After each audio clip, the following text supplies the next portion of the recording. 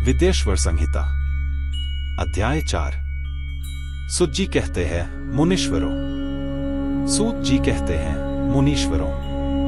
इस साधन का महात्म्य बताने के प्रसंग में मैं आप लोगों के लिए एक प्राचीन वृत्तांत का वर्णन करूंगा, उसे ध्यान देकर आप सुने।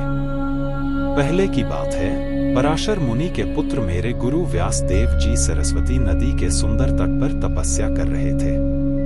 एक दिन सूर्य तुल्य तेजस्वी विमान से यात्रा करते हुए भगवान सनत कुमार अकस्मात वहां जा पहुंचे। उन्होंने मेरे गुरु को वहां देखा। वे ध्यान में मग्न थे। उससे जगने पर उन्होंने ब्रह्मपुत्र सनत कुमार जी को अपने सामने उपस्थित देखा। देखकर वे बड़े वेग से उठे और उनके चरणों में प्रणाम करके मुनि ने उन्हें अर्घ्य दिया और देवताओं के बैठने योग्य आसन भी अर्पित किया। तब प्रसन्न हुए भगवान सनत कुमार विनीत भाव से खड़े हुए व्यास जी से गंभीर वाणी में बोले, मुने, तुम सत्य वस्तु का चिंतन करो। वह सत्य पदार्थ भगवान शिव ही हैं, जो तुम्हारे साक्षात्कार के विषय होंगे। भगवान शंकर का श्रवण, कीर्तन, मनन, ये 3 महत्तर साधन कहे गए हैं।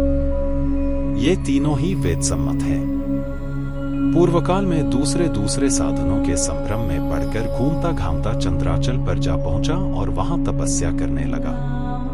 तदनंतर महेश्वर शिव की आज्ञा से भगवान नंदिकेश्वर वहां आए। उनकी मुझ पर बड़ी दया थी। वे सबके साक्षी तथा शिव गणों के स्वामी भगवान नंदिकेश्वर मुझे स्नेहपूर्वक मुक्ति का उत्तम साधन बताते हुए बोले, भगवान शंकर का श्रवण, कीर्तन और मनन, ये तीनों साधन वेद सम्मत हैं और मुक्ति के साक्षात कारण हैं।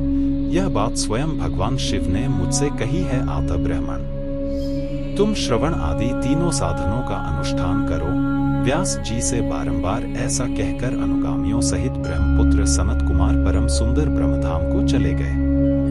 इस प्रकार पूर्वकाल के इस उत्तम वृत्तांत का मैंने संक्षेप से वर्णन किया है। ऋषि बोले, सूत जी, श्रवण आदि 3 साधनों को आपने मुक्ति का उपाय बताया है, किंतु जो श्रवण आदि तीनों साधनों में असमर्थ हो, वह मनुष्य किस उपाय का अवलंबन करके मुक्त हो सकता है? किस साधनभूत कर्म के द्वारा बिना यत्न के ही मोक्ष मिल सकता है? Like, comment, and subscribe.